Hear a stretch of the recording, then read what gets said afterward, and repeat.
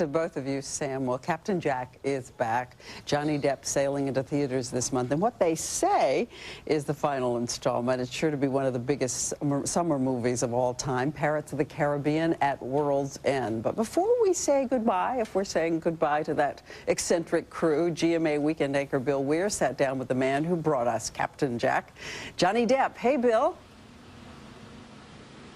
Hello, Diane. Good day for windsurfing here on the Thames. Greetings from London. And yes, I actually sat down with John a couple of times yesterday to talk about the amazing fact that what started as sort of a sketchy premise, a movie based on a theme park ride, has turned out to be a monster franchise, thanks in large part to his interpretation of that certain character, Captain Jack. I always knew you were a good man. When last we left Captain Jack Sparrow, the romantically ambiguous pirate laid a rather unambiguous smooch on Keira Knightley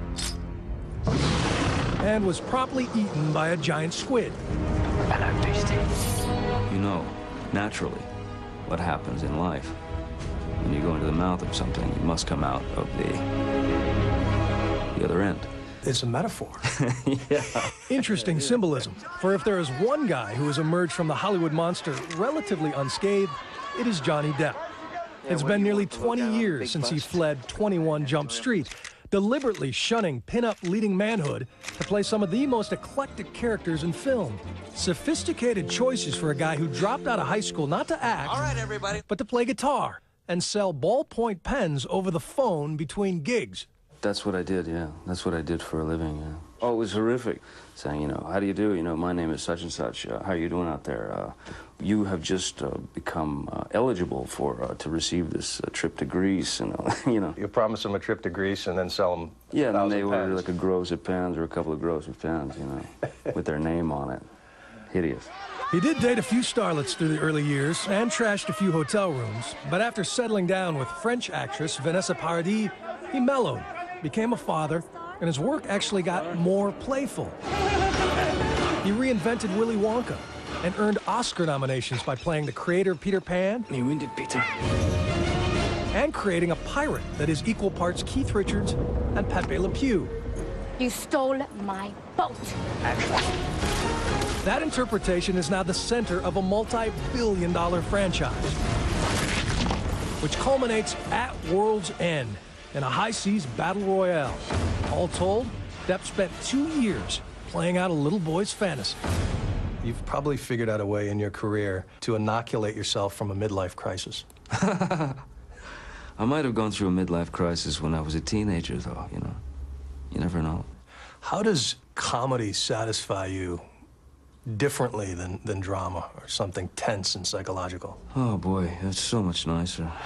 It's so much better than to have to travel into dark places. It's fun to sort of, you know, release the trap door and see what everybody's sort of reaction is, you know. You know, for all that pirates are clever cogs, we are an unimaginative lot when it comes to naming things. Right. I once sailed with a geezer, lost both of his arms, part of his eye. What'd you call him? Larry. But he is still drawn to the morbid. Dark.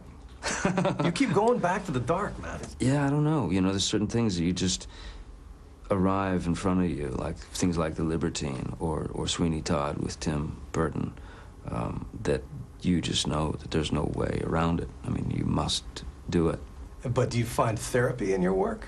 You definitely do. But, you know, you find therapy in life, in anything, you know, I mean, in family and in your kids. And he means that in more ways than one. His 7-year-old daughter recently fought off a near-deadly infection, and he shut down filming of Sweeney Todd to spend a week at her bedside. As any parent would feel, it was extremely frightening, you know. She's doing really well, and she's pulled through beautifully and perfectly, thank God. So, yeah, no, everything's good.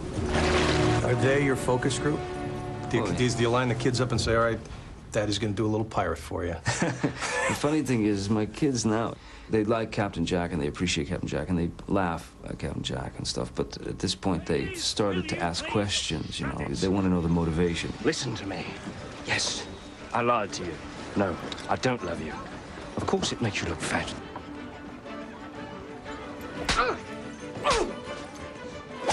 Okay, Dad, yeah, all right, yeah, it was funny, but why would he do that if he knows that this is going to happen down the line? You know, so I found myself having to explain my character's motivation to my kids, you know. Daddy, the squid is a metaphor for what? Yeah, exactly. He tells a great story about his daughter at one point telling a waitress in a restaurant, "My daddy's a pirate."